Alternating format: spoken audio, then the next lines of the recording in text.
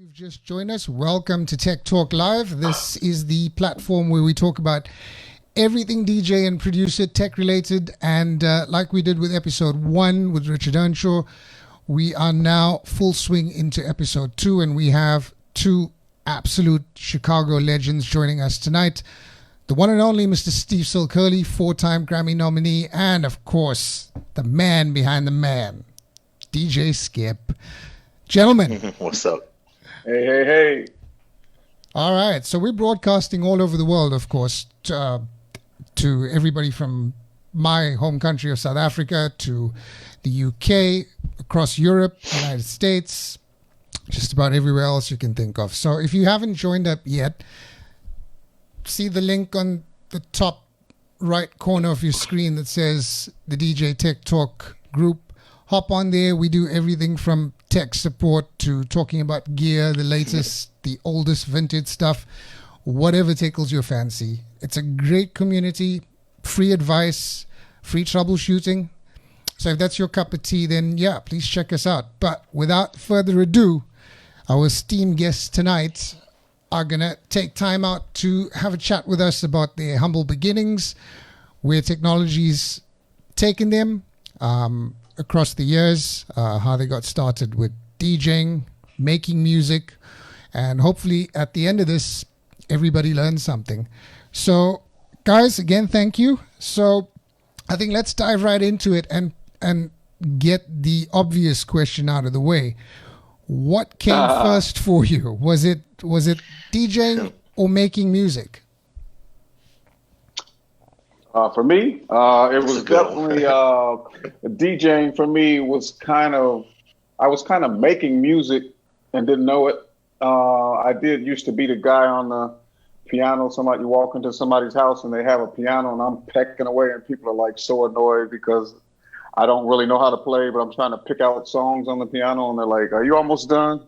So I guess I never really answered the question that way before, but I guess that's the truth, that I was actually into music, and I took some piano lessons for a while, but I was very undisciplined. I only wanted to learn what I wanted to learn. I wanted to learn how to play Chic Good Times. I didn't want to learn how to play Mozart or anything like that. So, but I actually got the sheet music to Good Times, and I looked at those notes, and I was like, I don't know those notes. Like, those are serious. Like, they were all on top of each other and everything, all the 13th and 9th chords and all that crazy stuff. So eventually I started messing around with my boombox. I was the guy that liked to play the music.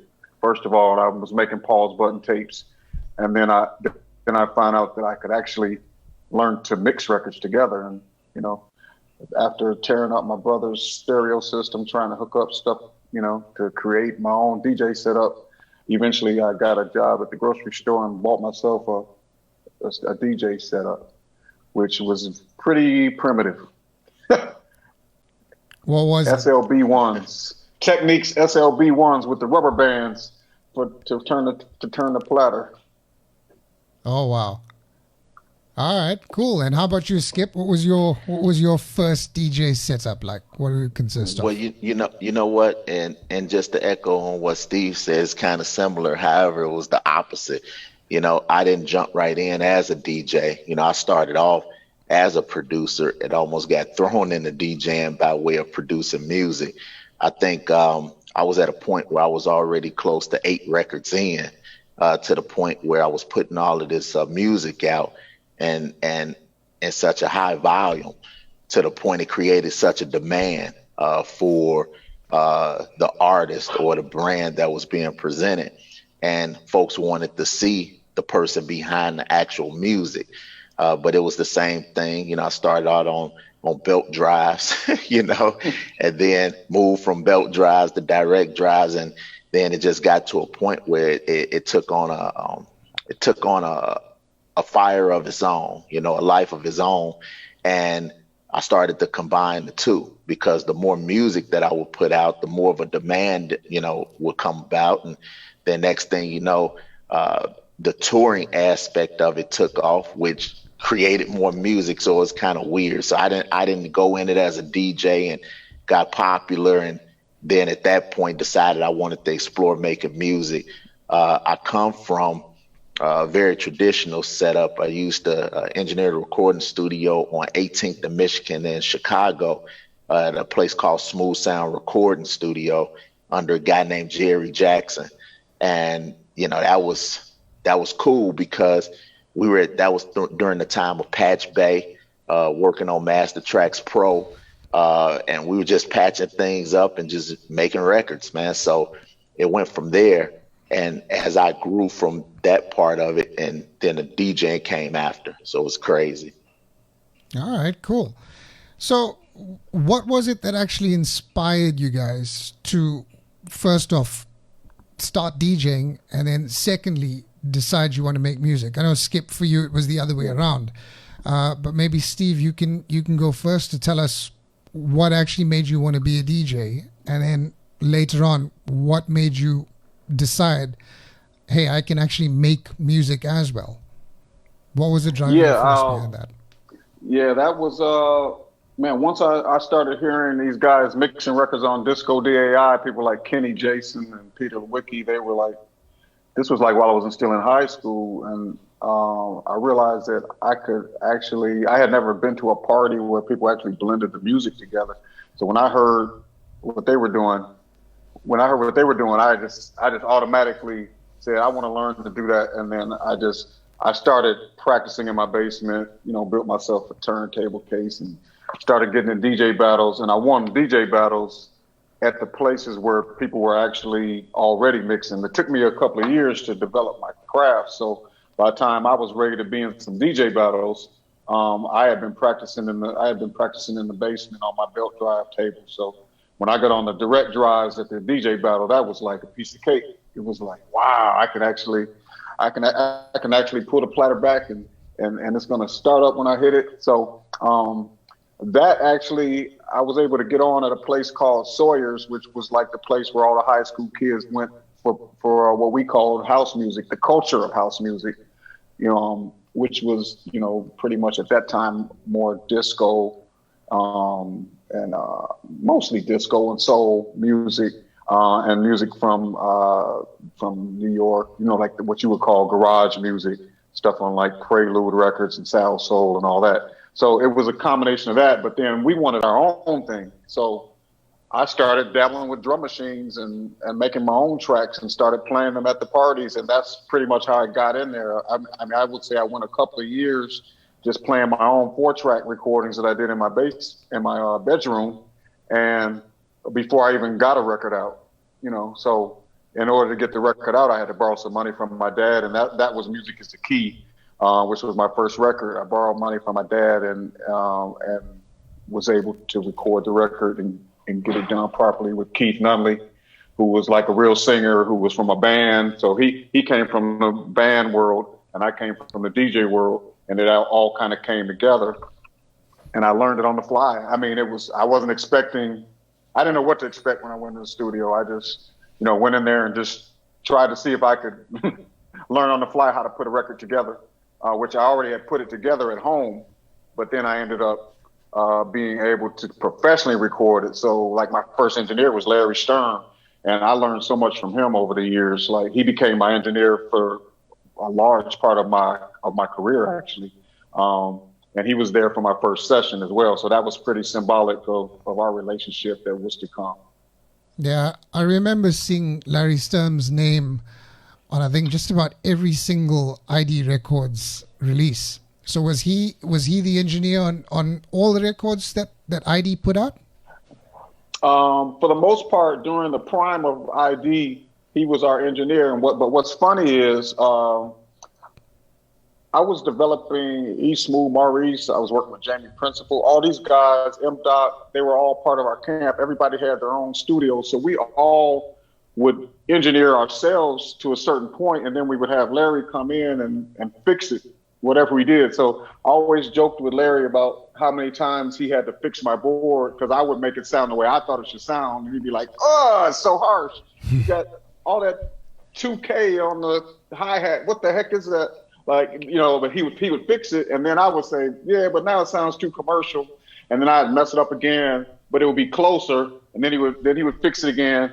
And then I would be like, can I turn the hi-hat up just a little bit right there? And he's like, yeah, you can get away with that. So then that was it. So it was like a give and take, so that's what was cool about him, is that he adapted to us being, kids from the south side of Chicago that knew nothing about engineering except what our ears told us from DJing and just being in touch with the streets. So he didn't look down on us and say, you guys aren't real engineers, just stay away from the board. Like he didn't treat us like that. He more so said, do what you feel, and then I'll let you know if I can work with it and make it something palatable to the public. And I think we just got better over the years, but we still kept him involved because he was like our check and balance to make sure we didn't go too far.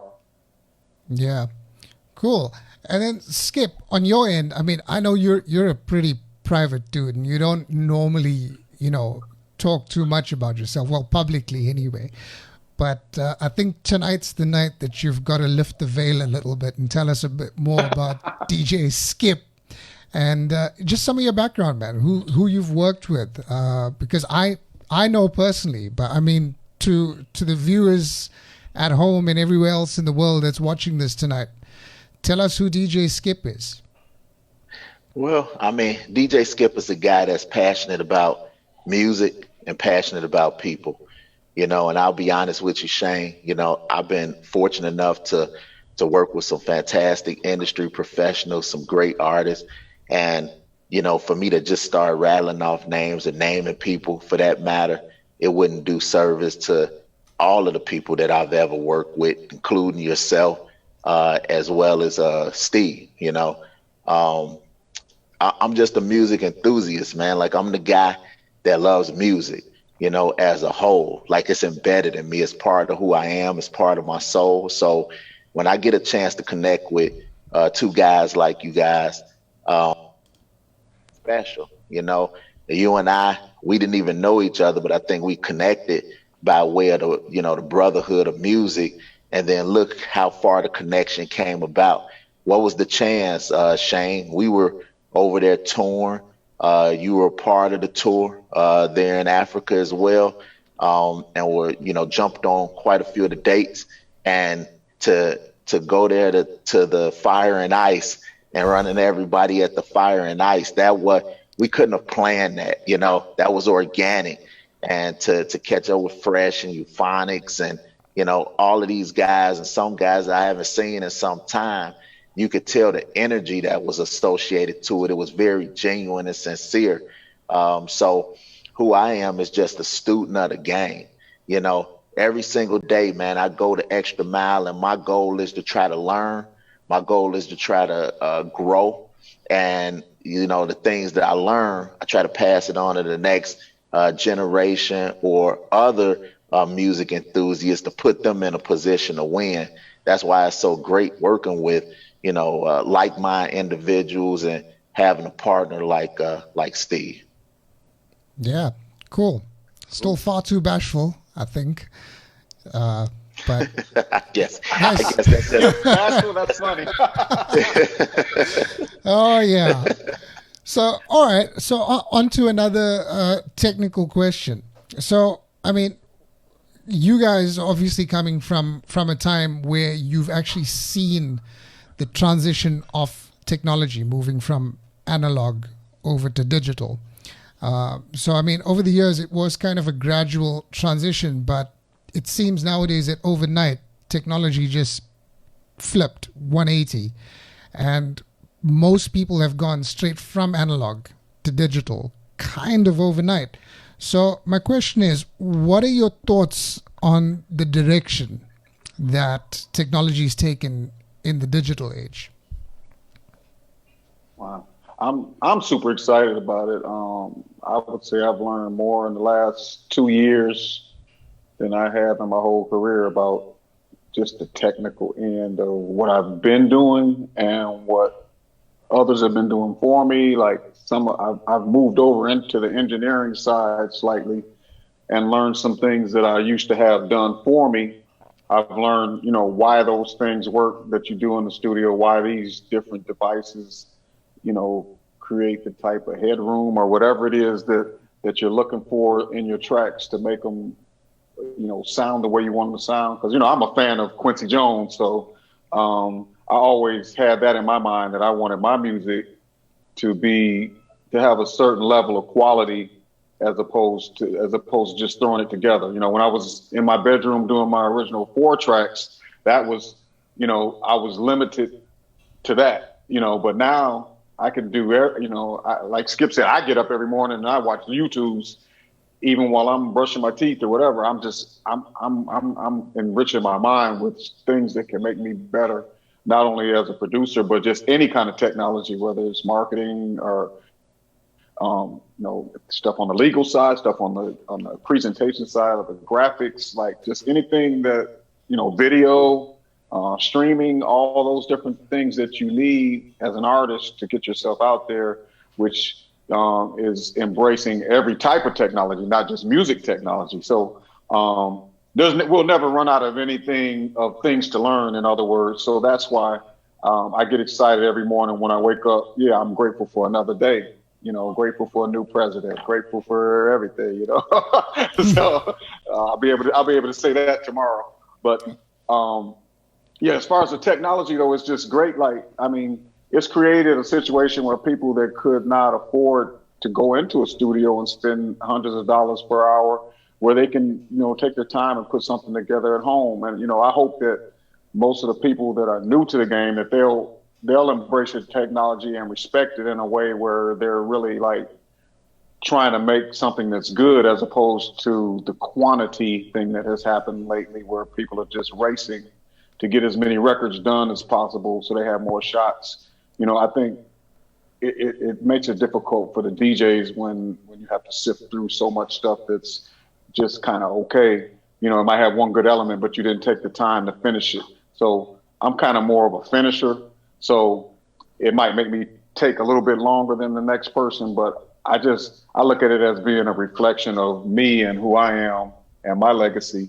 When I put together a record, that's like a reflection on me. If something happened to me tomorrow, then the last record I did is the last record that people know of from me. You know what I'm saying? So I never treat it as though it was not important, and as though, I just got to get 10 records done this week. You know what I'm saying? Like, I don't have that mentality. I'm more so like, is this record going to actually move some people in a way where, where it will change their life? Because when I when I came to South Africa, that was an example of me finding out how much you guys embraced my sound, when people were coming up to me with actual vinyl records to sign and telling me, they've been wanting to meet me. And I was like so honored by that. And it just made me realize that, a lot of the people that I did reach, I didn't know I reached them until now. You know what I'm saying? Because I wasn't traveling. I was more so in the studio all the time and not getting out there with the people and everything. So I've kind of moved in that direction a little bit more. I was before the pandemic, but hopefully that answers your question about the technology. I'll let Skip speak on his end of the technology. I know he embraces it as well. So. Yeah, I love technology, Shane. You know that. I mean, technology has bridged the gap and allowed us all as industry professionals to really connect. Think about it, what we're doing right here, right now. This is a prime example of embracing technology. It also eliminated the excuse.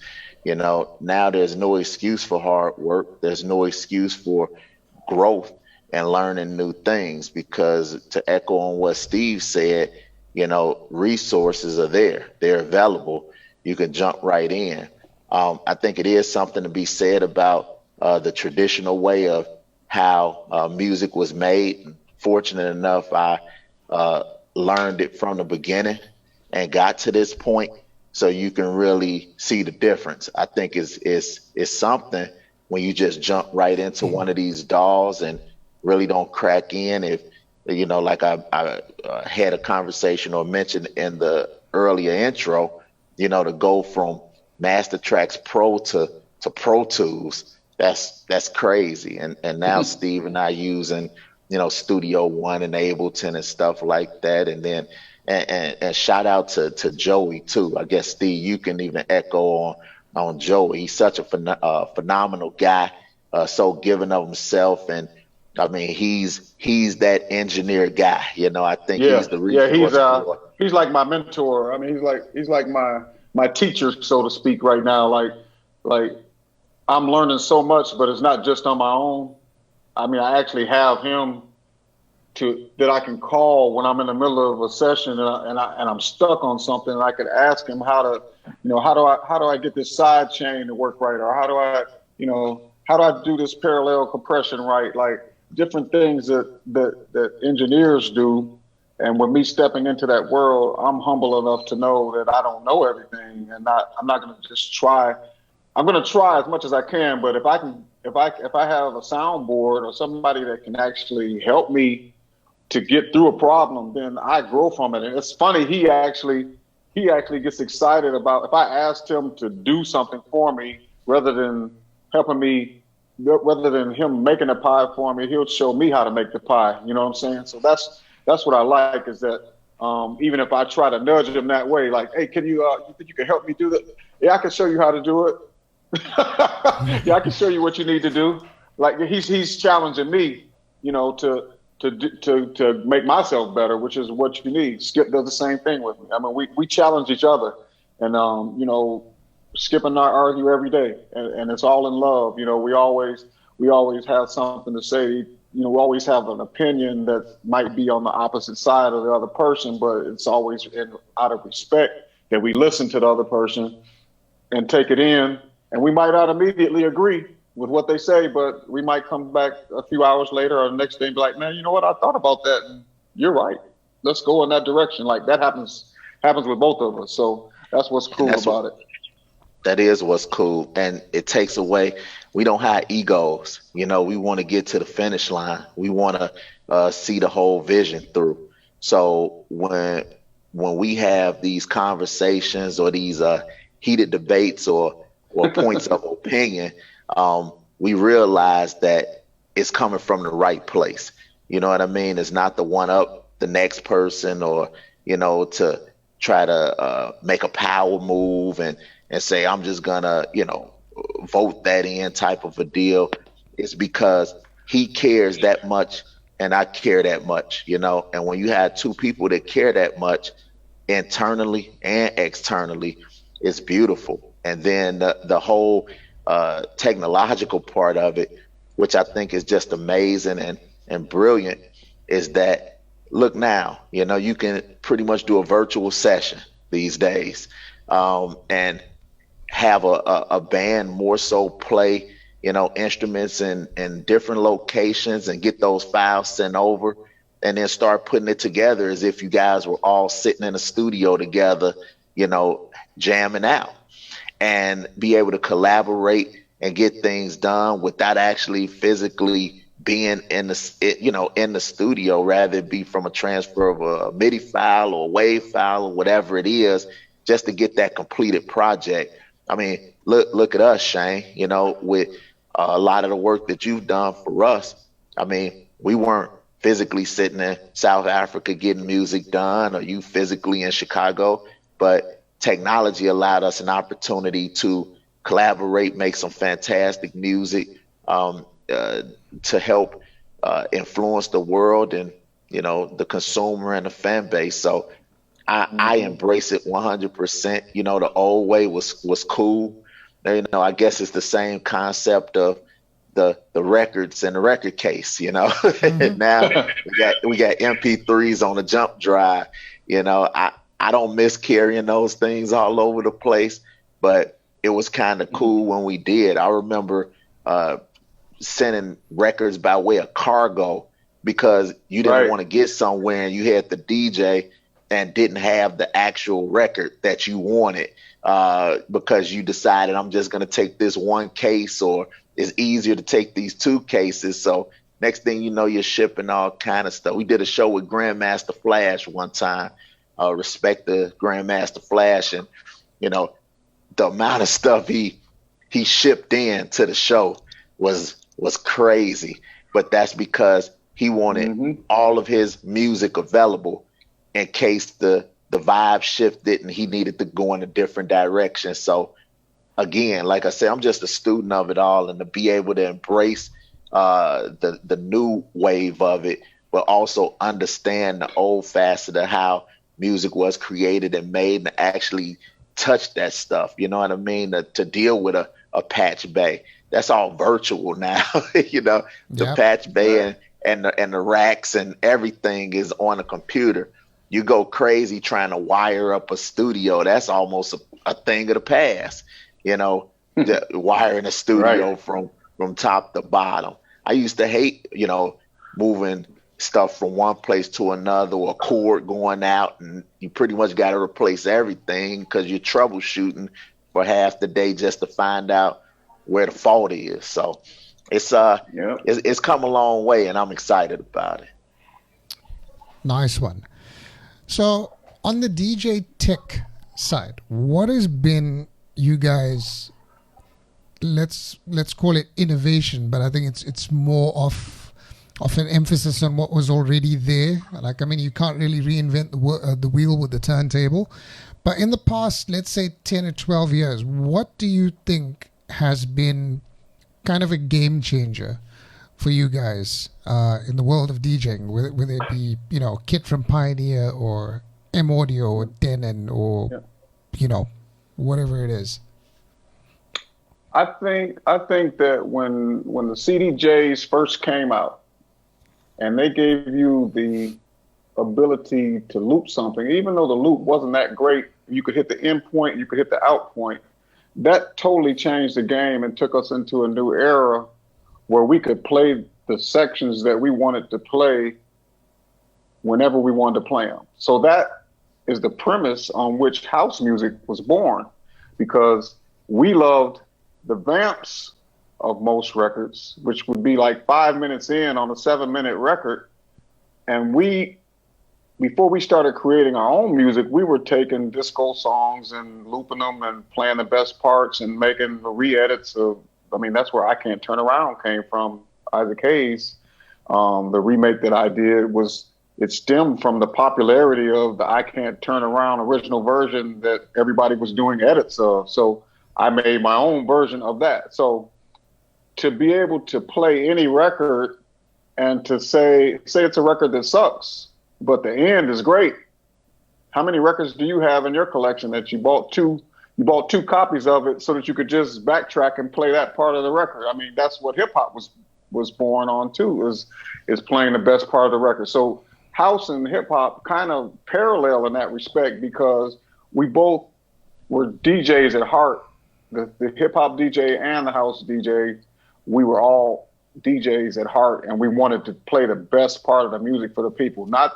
If the intro is not good, why would we make our patrons suffer through that for 5 minutes to listen to the whole record just to get to the good? Hold up, the good part is coming. That's not how you DJ. Like, to me, a real DJ knows how to find the best part of the record. So when you were able to search out a record, that was one innovation, and then you were able to have cue points. I mean, and be able to loop the record, as long as you wanted to loop it, so you could pretty much make your own re-edit or just mix on that part that you want to mix on. A song that didn't have a break, now you can play a song that doesn't have a break because you can create your own break. So to me, coming from a DJ world, that's more important to me than all the other features like the slicers and the different things that you find on the controllers.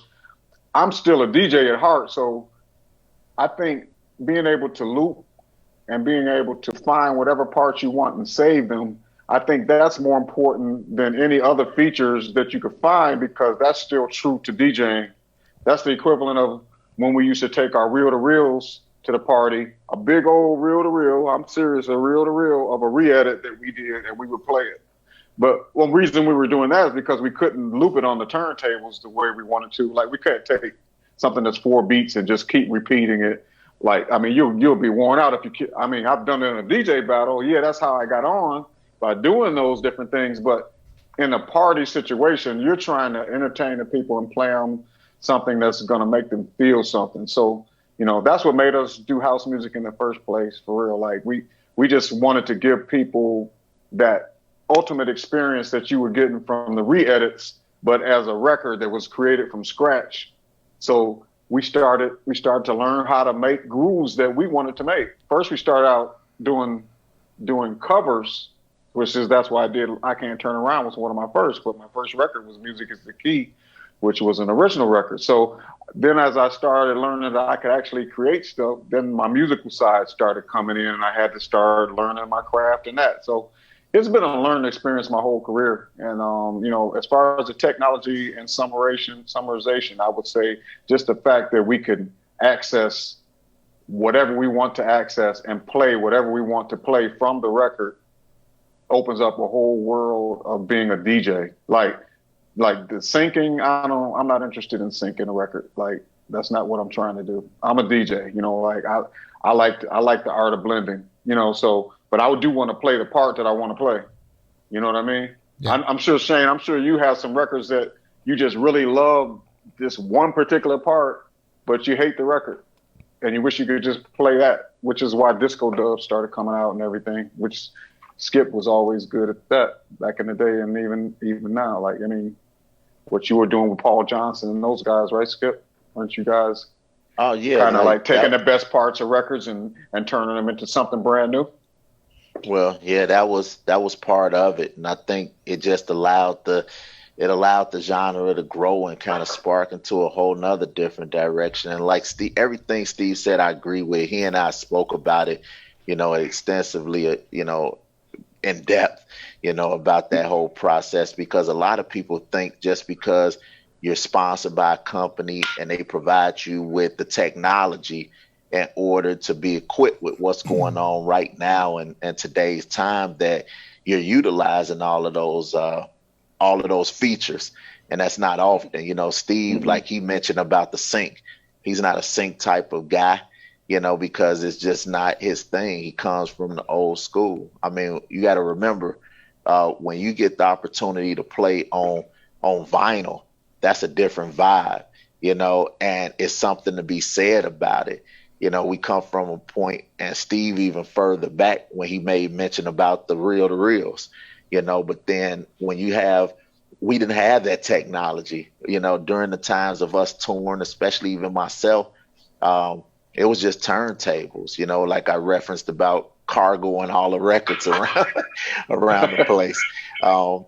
So I think the technology pretty much evened the playing field a bit. It allowed fans of the culture to be that much more infused in the culture because of the sync button. And it was great corporately. I see the pro and the con of them both. But corporately, how do you appeal to the consumer that loves the genre, that loves the music, and loves the art form? How do you appeal to them? Well, the way you appeal to them is to bring them closer to it, to tell them, hey, you could be a DJ too, because you think when you look out there in the sea of people, they're there because they love the music, but they're also, the majority of them thinking, man, that could be me on stage. What if it was me? And look at the landscape now. You have men and women who become very popular and successful DJs. Rather they use the technology in order to get things borderline perfect, or just have it there available in case they needed it. But it made it not so threatening, like it used to be, because a lot of people didn't have access or didn't go through the proper training to become that purist or that traditional DJ, if you will. Yeah, I hear you guys. And I think it's also important to note that I think if the technology that we have today was made available to like people like myself that started dabbling in DJing about 30 years ago. I mean, I started off on a little belt drive hi-fi turntable and a tiny little cassette recorder. But I think if things like, DJ controllers were available or were a thing back then, if the technology were available, I don't think it's something I would have frowned on, because I think, one, it's more affordable for people.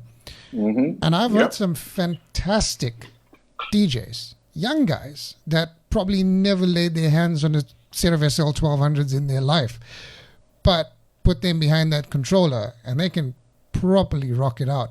I mean, we've seen that in some of the DMC championships as well. I mean, yeah, granted the guys are using turntables there, but I mean, it's a lot of the time it's with time-coded records, Serato and Tractor and now Record Box DJ as well. But without that technology, those guys wouldn't have started DJing. And I think that's the important thing to remember. The technology actually helped them become better DJs. So I think the purist mentality is actually a little destructive to the DJ community. I know there's a camp that believes, if you're using technology, you're not a real DJ. But I mean, that's a silly thought. Yeah, I never go to that. Never go to that side. It's just my preference to DJ like a DJ. So, but then with me getting behind the Newmark products and seeing all the features, of course, I love messing around with it. But when I'm at a party, I'm not really in battle mode. So I'm not trying to do a bunch of tricks anyway. So if that controller can help me to be able to do some things that I couldn't do on turntables, like mash up 3 records together at the same time, then that's cool. But I admire these young kids that learn all the features of, say, the CDJs, or they learn all the features of the controller, and they do stuff that I probably wouldn't take the time to learn it like that. Like I learned how to master a few things on the controller, but I shot a video with Newmark and showed some of the features of everything and what it could do. And I just kind of leave it to the young guys. Hey, this is what you could do. If you want to master that, then maybe you could take it to the next level. You know what I'm saying? Like the younger guys, they're into technology even more than we are because they were born with it. You know what I mean? Like born with a laptop in your lap and an iPad and a phone, little 1-year-old kids on the phone swiping and, pulling up pictures and doing everything. You know what I mean? So that they're born into technology. So I think it's exciting when I see someone from the next generation doing what they feel is DJing. I never would down them and say that's not real DJing, because I don't think that's true. I think it still is. You're just getting to the same place in a different way, and that's what we have to all learn to do is just coexist and embrace what the other person is doing and, take it in and get along, just like our country. Like our country doesn't need to be divided. We need to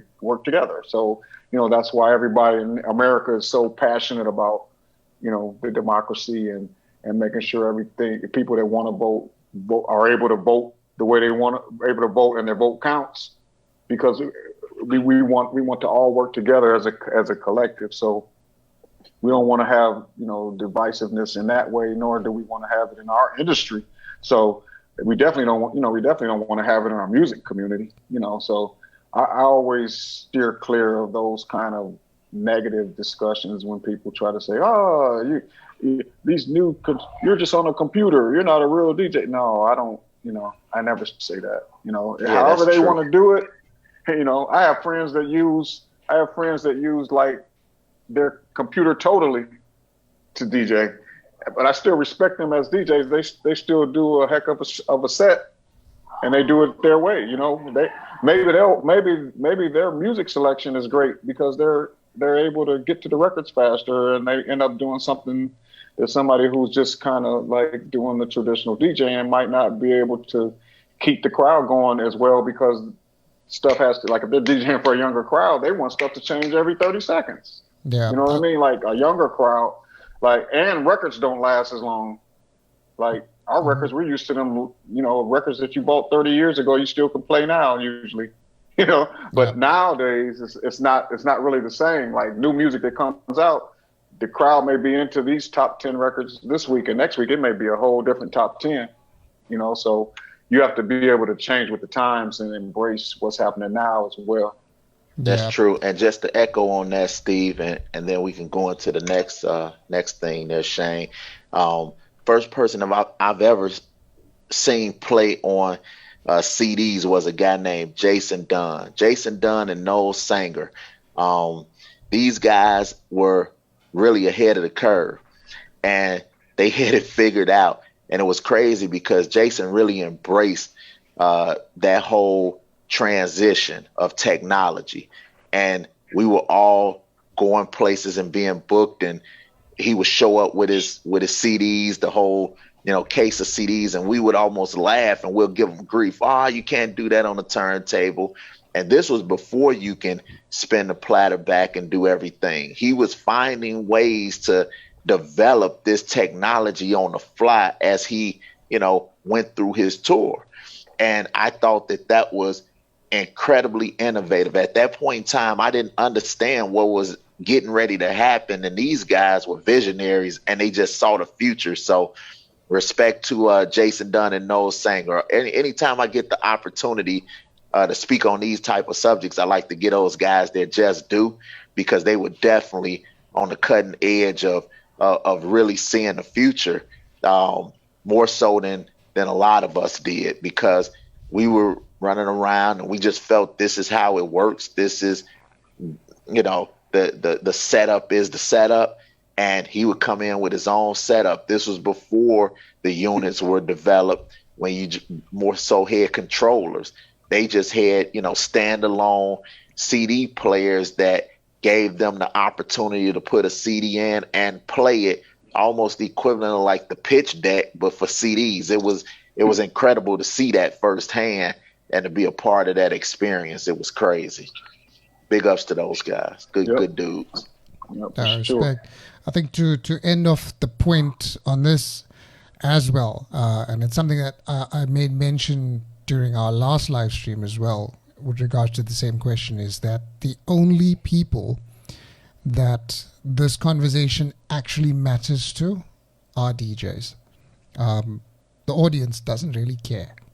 They care about what's coming out of the speakers. It's just Right. DJs that have this argument, well, you're not a real DJ if you're playing on that, Yep. or if you're using the sync button, or whatever the argument is. But that conversation doesn't leave the realm of the DJ community. And I think that's something that a lot of the guys actually need to start understanding. People don't care. Right. They just care about what comes out of the speakers and if they're having a good time. They don't give a shit what you're playing on. All right. I found that out when I lost a DJ battle. It was like, I thought if I did a certain number of tricks, I would win another DJ battle after I had already won a bunch. Yeah. I guess I just got inside my head and thought, hey, I'm just, keep doing that. And that was one battle too many, because the other person just played better records. So they won the DJ battle.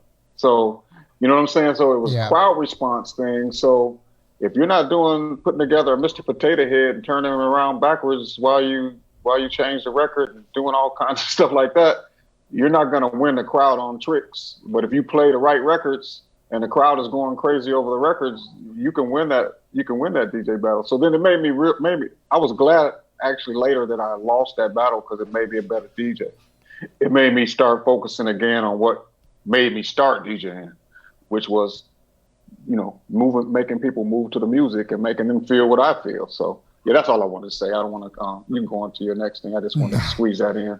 That's cool. That's cool. I do see a couple of comments, Margaret and Becca, who disagree.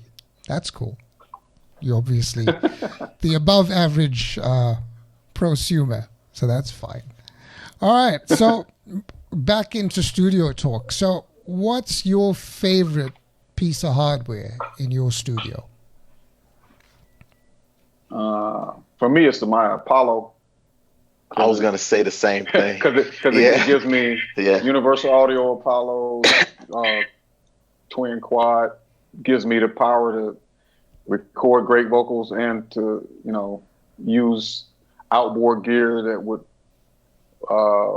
be kind of cost prohibitive for most people. Like a $6,500 compressor, or like who's gonna spend that right now? It's not. It doesn't make sense anymore to have $1 million studio like that, So, and if you had it, would you spend it on that? You know what I mean? Like it doesn't make sense. So with that unit, I'm able to record my vocals, at a very good quality and without delay, and I'm not taxing my computer.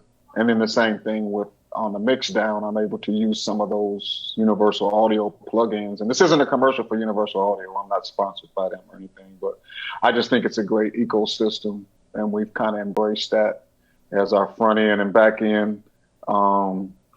And everything in between is whatever we choose to do, whatever DAW we choose to use, whatever extra plugins. I mean, Skip could probably elaborate on that, what he's doing. I use Studio One mostly, but sometimes I might have to use Pro Tools, might have to use Logic, but or Reason or whatever, So, or even Ableton Live. It depends on what you're doing. Serato Studio, I've used that before. Oh yeah. Yeah, I actually used that on a record. I think the KO record I used that on. Right, Skip? Yep. Yeah, that was. Yeah, yeah. I actually plan on going back to it because it's kind of a different way of producing. If you want to do something faster and not think about stuff so much, like when you have a comprehensive program like a Pro Tools or Studio One or Ableton, or Logic even, you have so many options that sometimes you can get in your own way and try to do too much. But when you're doing house music, sometimes it's about the simplicity of it and just getting right to the point. So I think with Serato Studio, because it was more of a dub that I was doing, it kind of kept me focused on just making a dub. I'm not trying to turn it into the best vocal performance and, all these different things that you normally would try to do to, in your mix. You're more so trying to move with people with the dub, So they could kind of care less about, whether the vocal has the right reverb on it and all that stuff. Right. So, all right. So I've got a couple more.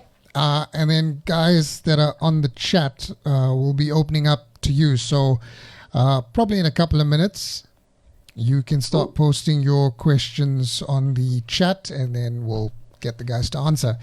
So sticking with the studio stuff, is there a go-to plugin or instrument, VST instrument, that you just can't live without? Those questions for both of you. You want to go first, Skip? That's a good one. I think Steve and I, again, when he made mention about that UAD device, and again, respect to Joey, also Bad Boy Bill, those guys are tech savvy guys, and they're really into it, and they don't mind sharing the secrets, right? they do not mind. No, and that's what's cool about it. They're open when it comes to that. Bravo as well. He's the same type of guy. Lee, all of these people, the guys that really embrace that side of it. Yep. So it allows us, a chance to embrace this ecosystem.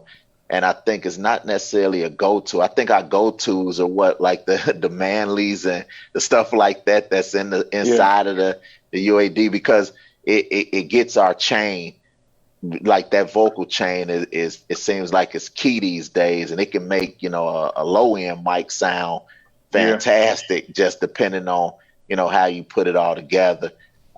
So we would laugh. And what was the last thing we were just exposed to, Steve? Just because producers always find those little nuggets and play with every plug-in that comes out. What was it? That drip? Remember? The drip, the little $49 drip program. Yeah. It's a plug-in called Drip. Yeah, you can just put like the most blah sounds through it, and it sounds like a whole new patch. Like, it's crazy. DRIP, and it looks like you're pouring hot sauce on something. The actual plug-in actually looks like you're pouring hot sauce on something. Also respect the BT. BT's a good friend of ours, and that stutter edit is powerful. That stutter edit is powerful. Stutter edit 1 and 2.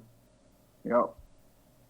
Yeah, you could tell them about that, Steve, because I know you use that stutter. Yeah, it's like a whole different way of dubbing your vocals out.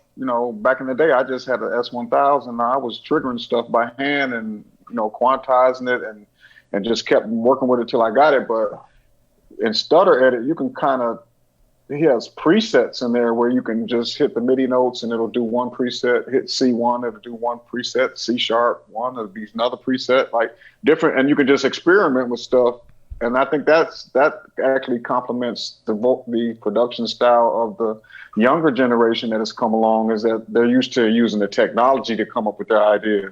But you still have to have a good ear to hear what's a good idea, but you're getting to it faster, which that's the trend in music production now, is that you're able to get to things faster and figure out what you want to do faster. As far as your question about go-to plugins, I would say that because every record is different for me, like whether I'm using the Arturia plugins because they have great, synthesizers. I have actually the Arturia Keylab 61 that works well with the Arturia, so I'm excited about that. I haven't even really done a bunch of records with it yet. I'm just now getting ready to start doing a bunch of stuff with that. So you'll be starting to hear that stuff soon. But I've never really had like a go-to. Like I might have a go-to bass sound, or I might have a go-to horn sound or whatever, but that's more personal to me of how I created my own sound from that unit. So it's not necessarily a go-to that if somebody said, what's your go-to? And then I tell them, and then they're able to do whatever, and it becomes magic for them. That might not be magic for you, Yeah. So on the subject of your personal go-to sounds, let's talk a little bit about the stuff that you were doing, I'd say from the early to mid 90s. I mean, there was a signature Steve Silk Hurley sound, regardless of what record you heard, whether it was a Michael Jackson record or a Shay Jones record or a Kim Sims record. Mm-hmm. But there was a certain sound to it with regards to specifically the drums, the piano sound. I know on records like Pasadena's I'm Doing Fine Now, there were mm-hmm. you could draw similarities between sounds that you would have used for Too Blind to See It in the Pasadena's in terms of the way the drums work. Oh, okay. So with regards to that, I mean, you used a lot of the same sounds on a lot of the records back then. Were these patches that you had created, or were these stock sounds from like an M1 or wherever it was that you may have tweaked? Yeah. How'd you go about creating that? Yeah. Specifically, like the horn sounded more like a modulated saxophone that you used on just about everything back then. Yeah, I mean, I use a lot of live instruments in the studio, and what ended up happening is I would have sessions where I would just go through some of the sounds that I had recorded and turn them into instruments. So that's where the sax came from, was, the horn was just a sax but it was a particular sax with a particular modulation to it, the way it was a live sax that somebody played. And I found the right part of it and played. That's why I say a go-to is really whatever you make it. You know what I'm saying? And then my pianos, it might have been, it could have been a K1, could have been a Proteus, could have been a 1080 at some point. I mean, it all, those kind of changed, but then the way I used it kind of made it sound like me, like how I EQ'd it, or did I combine it with an organ? Was it one organ or was it two organs? You know what I'm saying? It was always like it took me, if you think about it, in my bedroom, I started making tracks in 81, 82. That's when I started messing around. It took me all the way till 1988, 89, 90 to actually develop a sound. And even then, it wasn't developed yet. With Roberta Flack, it wasn't developed yet. But by the time I got to, say, Too Blind to See It and Shay Jones and all the ID Records stuff from the early 90s, that at that point I had go-to sounds that I was using, and I used them a certain way. But it took me think about all that time that it took me from 82 all the way to 90. It took me 7 or 8 years to really figure out what sound worked for me. So to try to come up with something instantly, like a new producer, to just say, oh man, I'm going to use these sounds and that's going to be it. You might have some great sounds, or you might get all the sounds that your favorite producer used, but unless you're actually going to create exactly the same way they are, it might not even be a good fit for you. You know what I'm saying? Yeah. I mean, I'm a huge fan of a lot of the Francois stuff and the D Trains and Prelude Records and all those guys. But that stuff, that was like some real music. You know what I mean? Like that's like the what do you call it? The sound when you're shaping the sound. I can't think of the terminology of it, but when you're creating your own sound, um, like so a lot of times they use stock sounds, but sometimes they didn't. You know, so like I'm Oh, you always talking about learning different things. sound design and Sound design, stuff? yeah, sound design, yeah, sound design, yeah, yeah. Like some people do a lot of sound design. Like I'm just learning that side of things. So I've always depended on what chords I'm playing, and then I've also depended on using sounds that made it sound like me. So as I explore sound design through having the Arturia stuff and other products that let me shape the sound, I'm going to discover a whole bunch of different things, which is why I'm so excited about what next year has to come for me, because I'm going to go into the lab like crazy over the holidays and come up with some brand new stuff. I got a lot of stuff coming now, but I've also got a bunch of stuff inside this bald head of mine that's just waiting to get out. I keep telling Skip, man, I need to be an artist again. I got to get back in artist mode. Remixes is cool, but I want to just come up with some stuff straight off the dome and just see what I end up with. With no boundaries, nothing to match up with, nothing, no particular BPM, just do something and make it sound like something that I like, and see if the people like it. Yeah, but I mean, even on that subject, I mean, obviously you're synonymous for house music, but I mean, back in the '90s, you actually produced a lot of R&B as well for CeCe Peniston and Shantae Savage. Yeah. So was that an easy move for you, or did you just see yourself as Steve Hurley, the producer, where everybody else saw you as Steve Hurley, the house music producer? What was that like? Yeah, Everybody wants to put you in a box. That's the unfortunate thing. But, when I was listening to music in my grammar school and high school years, and even before that, I was listening to R&B and soul music and Marvin Gaye and the OJs and anything Philly International, and then later disco and garage music. I was listening to all of that stuff. So I'm influenced by a lot of different things. So when I started doing R&B songs, by the time I did Shantae Savage, for instance, that was like 91, 92. I mean, when I started doing R&B for her, like Bet You'll Never Find and I Will Survive and to Keep On Walking for CeCe, that was like 92. So I had been doing it for 10 years. So if I had that type of focus that I had 10 years later, back when I first did my original RCA album, I didn't know anything about producing R&B. So basically we came in as a house music group, and then the person who signed us left the company, and then we were left with all these people from different departments telling us what we should be. R&B guy wants us to be R&B, pop guy wants us to be pop, and the dance department, which was who signed us, nobody was there yet. So it's like we got abandoned, and then I think our album kind of reflected that. But if I knew about R&B, what I knew in 1995, for instance, back when we first did 10 years prior to that, the RCA album, then at least the R&B music would have been on point too.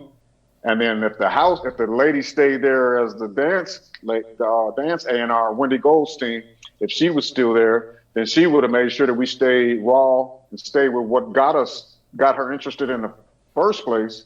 Then I think it would have been a totally different album, So by the time I got to doing R&B, I was super charged up to do R&B. You know what I mean? And I didn't really care that people were saying, "Oh, you're a house producer," And it was really funny that while people are saying all this, that I think it was '93, I ended up being one of the top producers along with Jam and Lewis and Babyface for the year of R&B, which was crazy because I was still doing house, but people want to put you in a box and say you're a house producer. You can't do R&B, but even though my R&B, a lot like Keep On Walking, was kind of a dancey form of R&B, and so was Bet You'll Never Find by Shantae, but it still appealed to an R&B artist audience as well. And then we always did our underground house mixes as well at the same time. So we never abandoned anything. We just,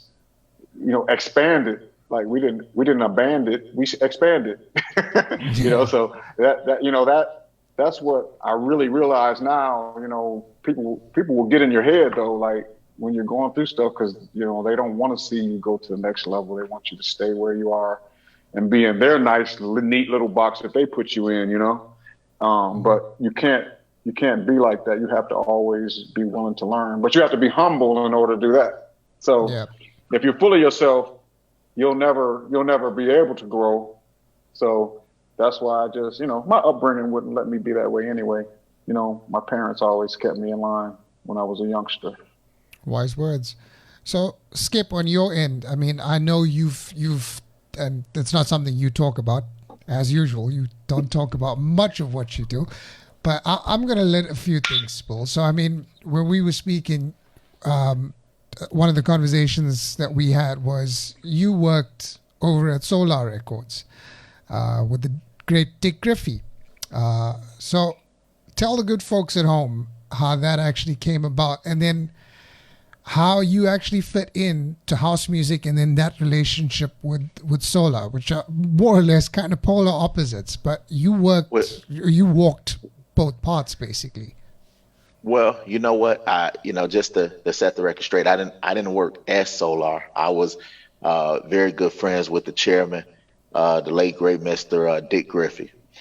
He was a good friend of mine. I met Dick by way of another great friend, by way Harold Parker, who I met in the process of being on tour. I ran into him on the plane with D and Nocturnal and everybody else, and we kind of round the bases. Just to speed that story up, we had a recording studio in Van Nuys, California, and that was kind of the spot. We would all hang out. Steve got the opportunity towards the end to come out and be a part of that as well. But early on, we were just, watching the Lakers game, hanging out. Harold wanted him to come by because, the music industry in LA and Chicago is just small circles. We connected and we really hit it off great. Dick Griffey and I was super cool. And he saw something special, I would like to say, in me per se, and respect to Carolyn Griffey. It'd be cool if she was on here, she would really get into that story, because I think it was game changing, and it created so much momentum for where our relationship is right now. So, Dick coming by, hanging out a little bit, and just to see he's still so sharp at that stage of his career, and to still have that much of a vision was pretty much incredible. He wanted to kind of align me with the legacy, of his company. So what's best but to bring the heir to it, which was his daughter, Carolyn Griffey. She had come by the studio with one of her bandmates from Absolute, which was a group she was in early on. Got the opportunity to meet her brother, which is Lucas. Respect to Lucas, and the rest of the team. They had come by, and just to see the things that he was working on and the trust that he had with us, and we talked about it a little bit before. To be in a position to go pull masters of some of those classic records that we spoke about was crazy. And I remember calling Steve because at that time he was still in Chicago. We was out in LA working on a project, myself and a few other guys. And I called Steve. Steve, you wouldn't believe this. You remember that, Steve? Yep. That was crazy. I said you wouldn't believe this, and it was exciting. But the crazy part was to have, the second time around, and Records by the Whispers, and, all of these fantastic classic records. And I'm saying the 2-inch, not the, the actual reels, the tapes. So that was something, for he to entrust us that way. And we never did anything with those things on purpose. I think it was just a test to see, how far we were going to go, how far he was going to go. And at that point, we put the test to the side, and, we formed a fantastic relationship, and things kind of spawned from there. And, whenever you do another one or you get a chance, talk to Carolyn Griffey. I think she'll have a whole lot to say about that subject, about her dad and I and our relationship. Cool. Great. All right. So I've got one more for you guys before I hand over to you guys. So you can start plonking your questions into the comments and we'll try and get it out to the guys. So from my end to round up, what is it about DJing compared to producing that makes it interesting for you? I could go with that. Go ahead. You got to stay. No. You go first because you got. I don't even have anything yet. I'll just let you go first. I think it's the response. I like to interact with people. I'm a people's person. So obviously, when you're producing, you're kind of in your own thought. You're just creating from a place, from a feeling, wherever you are at that particular moment. For me, that is, if I'm feeling a type of way, that's where I am. That's the direction that I would actually go. However, when you're on stage, that's all impulse, opposed to, I've never been that guy to just sit there and just, play records. I feel like, people come out to support you. They want to also feel as if they're a part of the party and that you're engaged, that you really want to be there. And you witnessed that, Shane, firsthand when we went over there to tour in Africa. It was just a different vibe opposed to us actually just playing music and being in that big old dome and getting folks excited, because that just changed the whole landscape of the party. It made it special, in a way where people can leave there and say, wow, I remember this moment, or I had a great time because of, opposed to just leaving and not really remembering much, from it, because, it is also a very competitive thing also. So for me, that's it. Being in a studio, you're just kind of locked in, which is great.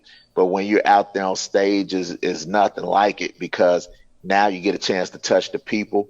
You also get a chance to experiment with the music and really,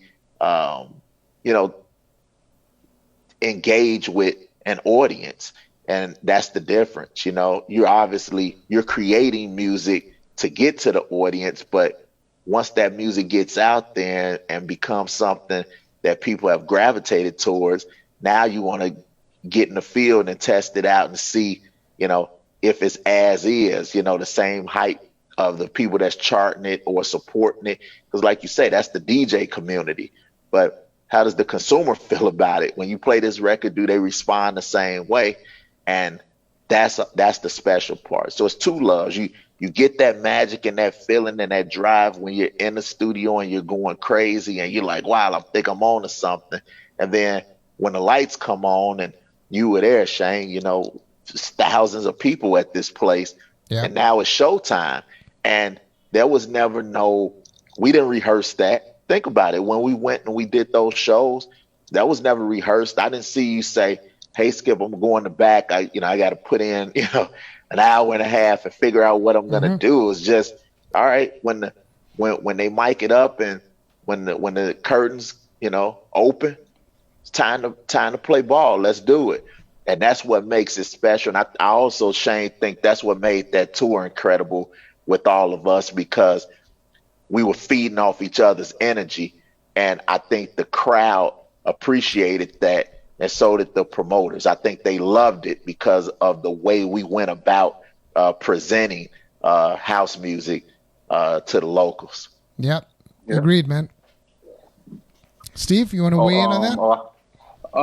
Yeah, I mean, for me, because I'm a mad scientist, it is about the crowd response for me. But because I'm a mad scientist, sometimes I'll go into my own little bubble and I'll be like, I want to do something innovative. and push the envelope, and it might not get the initial reaction, but I need to experiment as a mad scientist to see if something works, which, that's kind of what happened with Jack Your Body. That was just an experiment. That wasn't like meant to be a hit, but it ended up being one of my biggest records because I experimented. So when I'm DJing, it is about the crowd response. So that is, like Skip said, that's what gets me excited in that moment. But during that moment, I also feel like, man, okay, that's cool, but okay, I got them now. What can I do that they weren't expecting that is kind of pushing the envelope a little bit and getting my mad scientist personality happy? You know what I'm saying? Because I got him tapping me on my shoulder saying, okay, play the record backwards. Put a spool on top of it and play it backwards do you remember that from back in the day where you put like a tape register on top of the turntable and turn the needle upside down and then you play the record and it plays backwards? Like, we used to do that back, when I first started DJing. Yeah, when you flip the cartridge. It was just like you flip the cartridge but you had the tape register on top of there to set the record upside down on there and put the cartridge is playing from upside down. But, of course now you can play records forward, backwards, whatever you want to do. But that's what I like about DJing, is that I can try stuff and I can test stuff. And it's like an extension of the production because you get to actually see whether what you're doing in the studio is correct or whether it sounds correct and whether you can, take them to a whole different place that the records that are out currently aren't doing. That's what house music was too, was us just trying to give the people something different. So when we implemented our drum machines into our DJ sets, or I had this 4-track recorder where I would play all my demos from, and I could actually mix them live, take the drums out, take the vocals out, take the music out, take the bass line out, play it by solo the vocals. I could do all of that stuff live through the 4-track, and it had a pitch control on it, so I was mixing it. So that's when I found out, okay, wait a minute. Even when I just play this as a regular record, once it comes in, they're still dancing. They didn't stop dancing. They actually seem like they're dancing with even more energy. So that's what made me want to actually release the records. It was really done just strictly for DJ purposes when I first started doing music. It wasn't because I wanted to be Quincy Jones or, even Nile Rodgers. I wasn't even aspiring to do that. I just wanted to be the best DJ I could be. So for me, everything comes from the DJing, but it's like extensions of my producing. And like I said, I got the two different sides: the side that wants to be the entertainer, like Skip, and the other side that wants to be the mad scientist. So somehow I have to make those two worlds meet in order to be me. All right, cool. Until he decides to play Bell Armor. Bell Armor, yeah. now that's the selfish side of me when I just want to play what I want to play. That's the third head that we gotta watch him, because he'll mess something up. You gotta keep him in check. Yeah, so cool. 3 personalities. Okay, guys. So I think let's dive into questions from the audience. First one comes from Chris Hunter, who asks, what headphones are Steve and Skip rocking for A, DJing, and B, studio?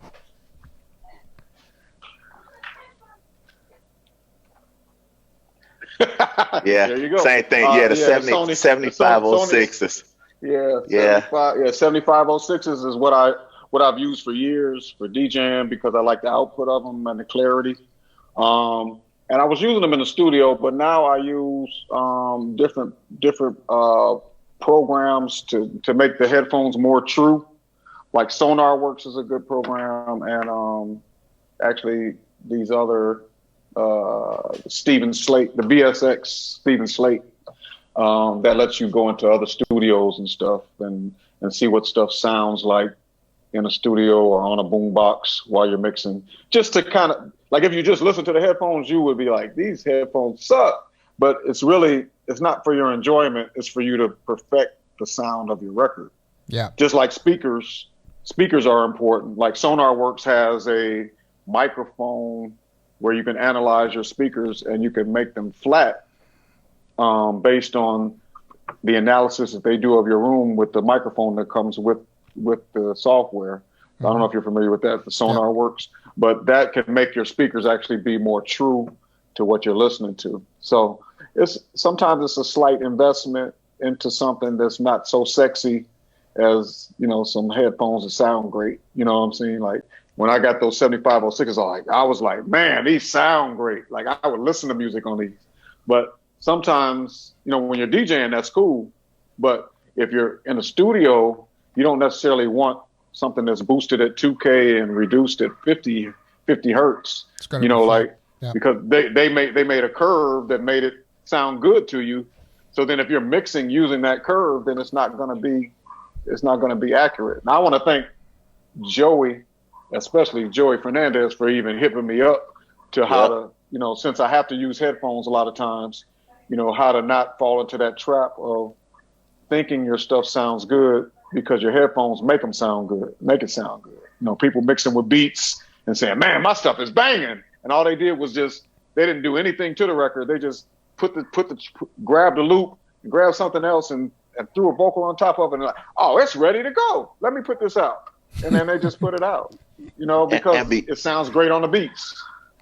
And because of technology, Shane, what's so great about it, and what Steve just mentioned about Joey turning us on to those headphones, because a lot of people are mixing in their headphones. They're actually finishing records and making these records in headphones sometime. Obviously, you're going to reference on the big system, towards the end, but just to get to that point.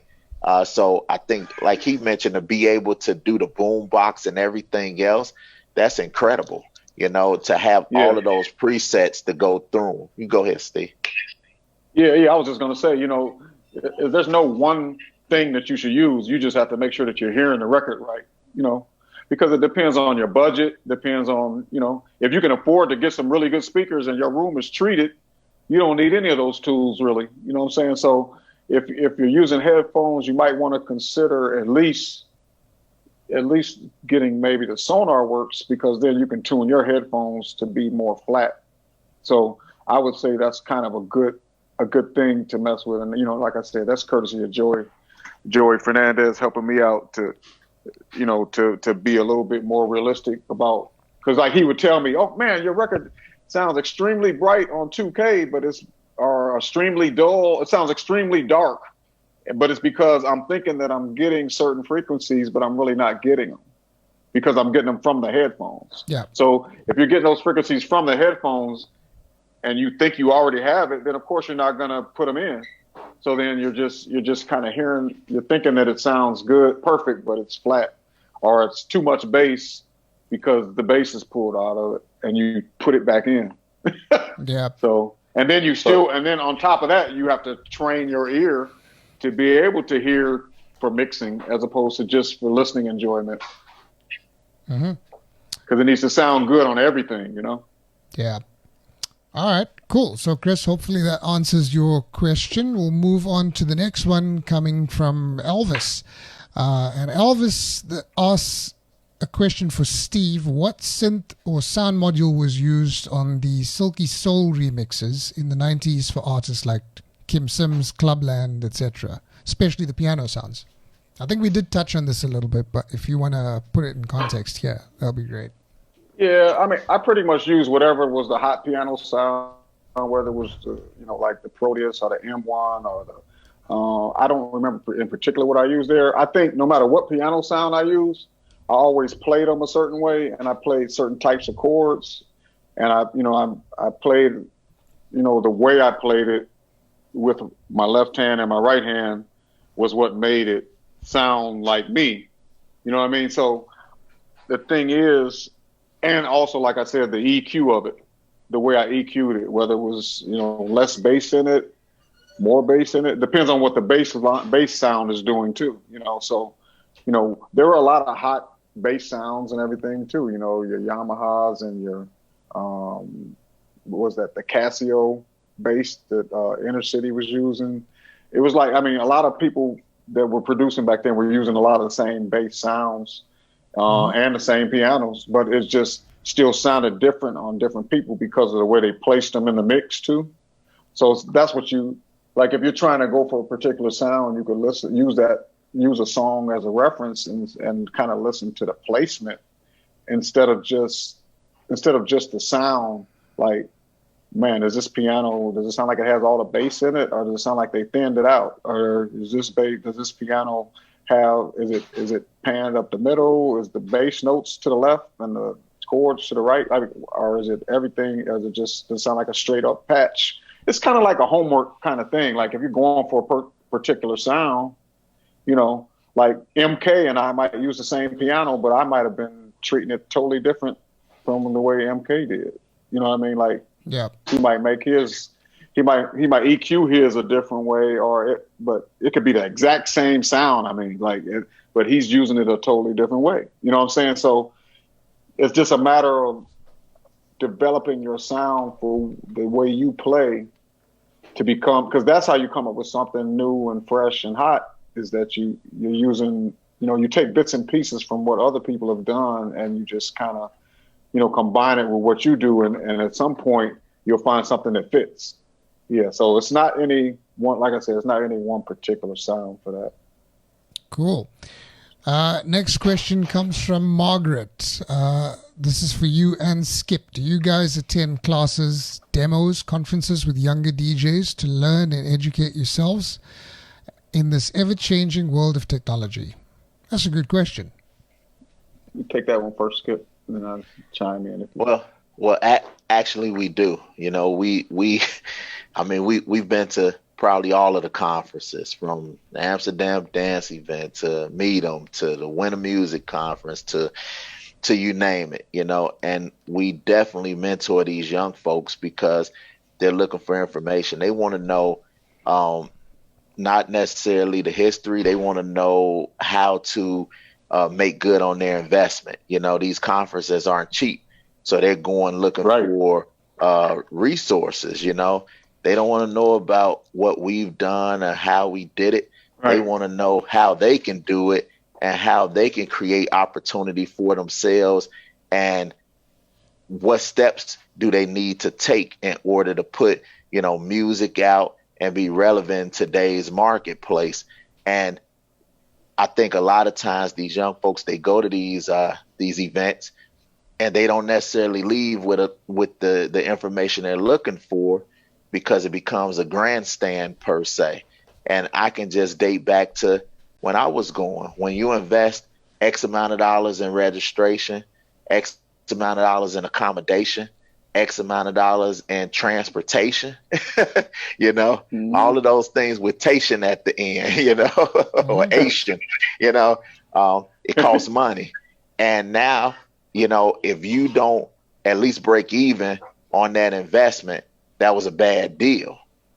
And sometimes it's just a matter of meeting that one person that can change your life and lead you in the right direction. And I've always wanted to be that guy to help and lead, the younger folks in the right direction. Because I tell you what, they think so far outside the box, and to shoot them down or to take that old school and classic approach towards things and not embrace them. That's actually one of our strong suits, is because we're going to embrace these young folks and give them a platform and create opportunity for them and put them in position to be successful. But it's not just necessarily being successful under us, but also leading them in a direction of entrepreneurship, and that's key. That's definitely key. So yeah, we try to go that route. Steve, you can go ahead.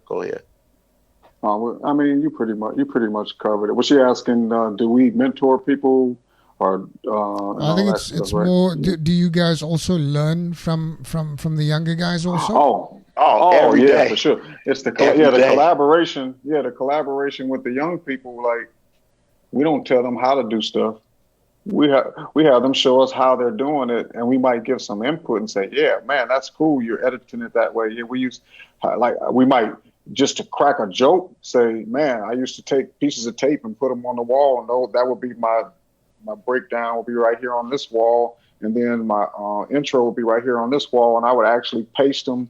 I would actually take a razor blade and cut them in." So So when I see them doing it, if they're learning editing, I can kind of take those concepts and break it down in layman's terms. Like say they're just learning how to edit. I can give them some concepts that I learned about editing tape, like what you look for in the waveform. We didn't have a waveform. So I teach them how to use their ears to find a spot too. Cause sometimes you can look at it and you think it's something, but if you're not using your ears, the edit might not sound good, you know? So anything, but then when it comes to watching them work and seeing how they do things so fast, we learn so much from seeing how the young people use the technology. That's why it'd be crazy to tell somebody who has a controller that's a master at it and then in a DJ battle and doing all kind of crazy stuff. And I'm saying, oh, but you can't do that on the turntables. That would just be not only wrong, but it would also be dumb for me to have that approach, because I just cheated myself out of learning something from that person about how they're doing what they're doing, which, you know, they may show me something that I didn't even know that they could do. I mean, Skip and I don't have that problem, so we would never be in that position because we're always open to it, and not just for selfish reasons, but also because we want them to feel like, because the best way to teach is to learn is to teach. So if they're showing me something that they're doing, they're reinforcing their knowledge of what they're doing. So it's kind of cool. It's like we all teach each other as long as we're open to each other and we encourage each other to share ideas and work together and not be divisive. You know, like some people, you know, that we may have experienced over the last 4 years. I'm trying not to say any names, like that, you know, but I just, you know, it's just no extra publicity for certain people. I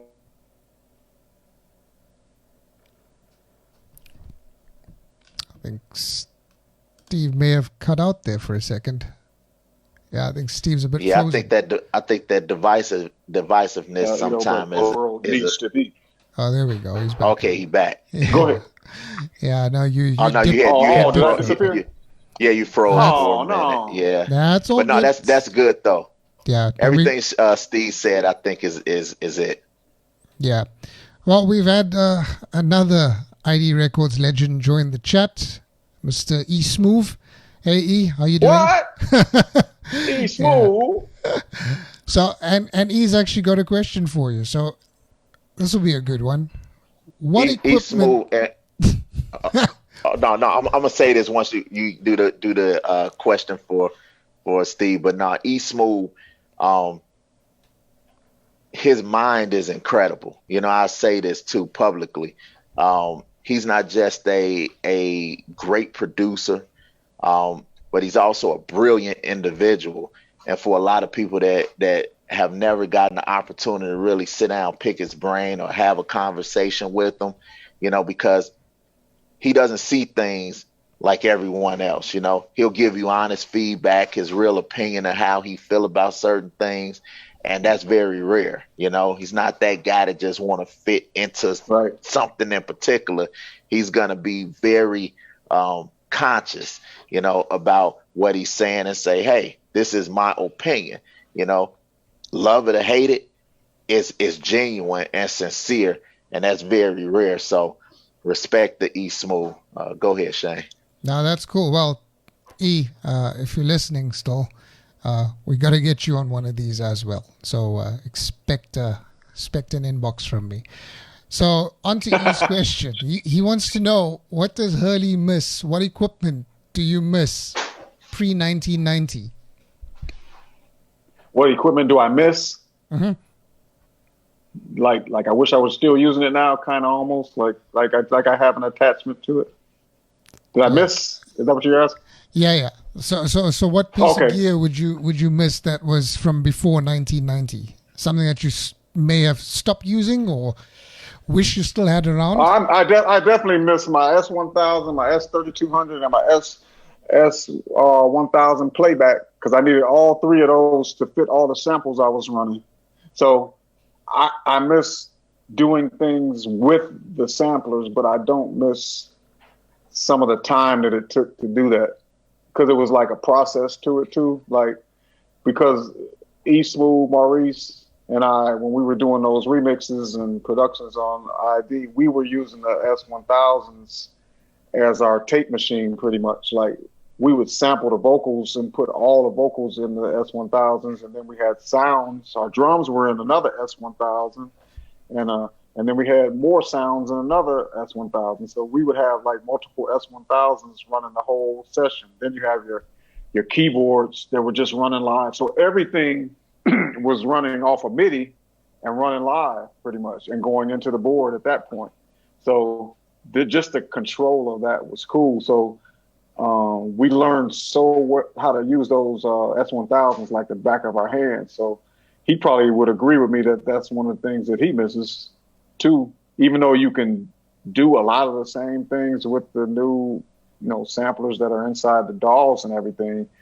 I still miss, going into that little screen and turning stuff and, looking at my preset and changing something in there. I mean, but not so, I don't miss it so much that I want to go back to it, but I do miss it. Yeah, he says he does too. So yeah, that echoes that. Let's get a focus group. E. All right. That was the name of his company, Focus Music Group. Yeah, I remember that. I've got a couple of that. Quite a few of his records actually on Focus. All right, so I think we'll do maybe 2 more questions, and I think we'll start wrapping it up. So the next one is from Theo, and this one's for Steve. And Theo wants to know: are you still mixing on the Newmark NV2 controller on your live gigs? Wait, mixing on the N? Oh, not the NV. I was using the what is that, Skip? Was it the Newmark NS6, NS7? NS62. Okay. NS62, right?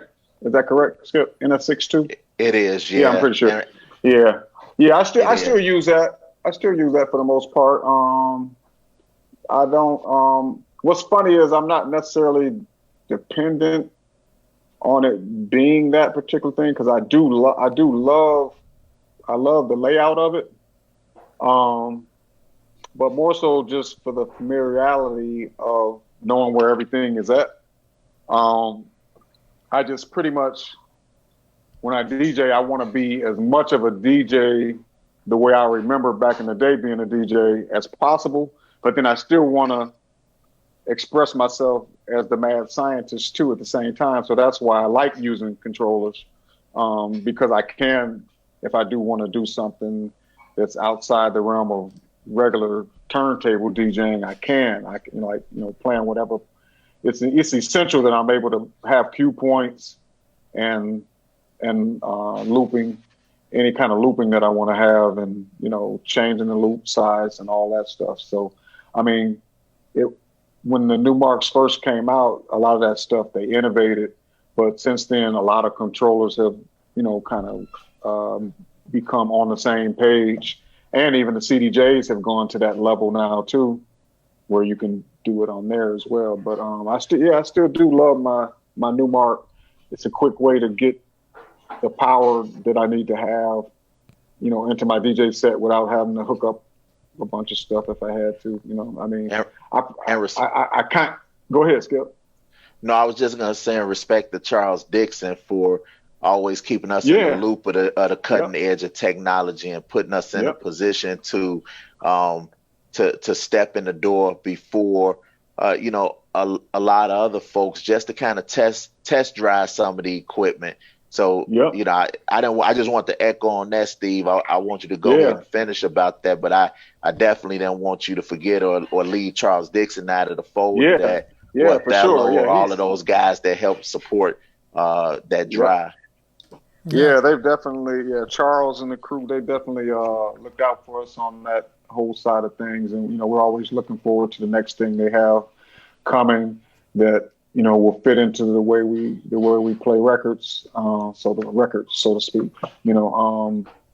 but that's really cool, that device, like I was so excited, like I said, the mad scientist side of me, that's why I ended up doing that video for Newmark where I showcased all the features of it. That was the mad scientist in me for sure. Like I don't do that at every DJ set, but I had like 4 and 5 records going at a time, 4 records at a time, just creating remixes on the fly and all that, which is cool. But, while you're doing all of that, sometimes when you're just DJing a regular party, you don't necessarily need all of that. But it's great to know you have that in your arsenal. If you want to go there, you can, So that's why I don't know if I'll ever really abandon using a controller totally, because I always like to have that kind of that kind of feature. I'm curious what they're going to have next, though, because I haven't talked to Newmark in a little while and Charles and those guys, but I'm sure they got something new coming. Yeah, I mean, it's a bit coincidental as well if you really think about it. I think a lot of people don't really realize this, but I mean, you were so fond of the Akai S1000. A lot of people don't realize that Newmark and Akai are actually sister companies. So right. it's kind of a strange coincidence that you're also attached to your Newmark NS6 as well. I'm trying to get them to make the S1000 plug-in where I could just pull all my old stuff in one swoop and be back in 1990 all over again, just for a second, even, Or just get them to just get them to make you another S1000. I mean, companies like Behringer. We might have to get on the phone with them, Skip, and talk to them about that. Well, they better do it before Behringer starts doing it, because Behringer's doing everything now. I mean, Behringer's. How about the S&S 1000? Yeah, there you go. And you can rebrand it as well. But I'm saying, I mean, Behringer's really taken a firm stance on remodeling vintage synths. I mean, they've done stuff from Moog and a whole heap of others that most of these companies have just abandoned. And they're making a run for it because they're not expensive in the greater scheme of things. I mean, for a couple of $100, you could end up with a proper little Moog Fatty now for a fraction of the cost of an actual Moog Fatty. So it's pretty amazing what they're doing. That's I'm saying if the S1000 is as legendary as we all know it is, I think it's only a matter of time before a company like Behringer actually snaps onto it. So Newmark, if you're listening, better get it done. So guys, we'll do the last question, and then I think we'll wrap it up. So the last one, let's pick one here quickly. This is another one from Elvis, a pretty good one, and I think more relative to today's digital world as well. This one's for you specifically, Steve. Would you ever consider releasing the sound patches that you used on a lot of your 90s records as a sample pack on Splice, or maybe as a custom VST? Possibly, yeah. Like once I get, if I was to move into that direction where I had like a comprehensive collection of sounds that reflected that era, that would be kind of cool. But I think in order for it to be a complete package, I would have to combine it with sounds from now too, because back then we didn't really use a ton of different sounds. You know what I mean? So it would almost have to be reflective of my whole experience from back in the day all the way to now, like starting from my first house records in the early 80s all the way through to now. Like it would be more like that, because in order for it to be enough that it would make a great package for someone to want to purchase, I think it would need to have more than just that one era. Like that era, we didn't use a lot of different stuff. We kind of came up with things that worked and stuck with them. Almost like if you think about Nile Rodgers, once he figured out how to EQ that bass the way he did and the guitar and how the drums need to be mic'd, they're not going to change that. You know what I'm saying? They're going to just continue to make great records through that chain of in the studio. You know what I'm saying? Like they're gonna still do the bass exactly. They might even have it still hooked up. Like don't change the patch bay at all. Just come on and hook in and let's do the next record. Like, you know what I'm saying? So it's kind of like it becomes like that when you finally find a sound. It's actually less sounds than you would think. You know what I mean? Yeah. You could probably ask any producer; they'll probably tell you something similar, like MK, Moose T, like Roger Sanchez, like people from back where I started. like they probably would tell you that during if somebody wanted them to make a sound pack of the early '90s or like a 5-year period, it might not be as much stuff as you would think, because you settle in on something. What about you, Skip? Like even you, if somebody said, "Hey, Skip, well, all that stuff that you did back in the day, when you first started, what about a sound pack of that? Would it be a lot of sounds, or what do you think?"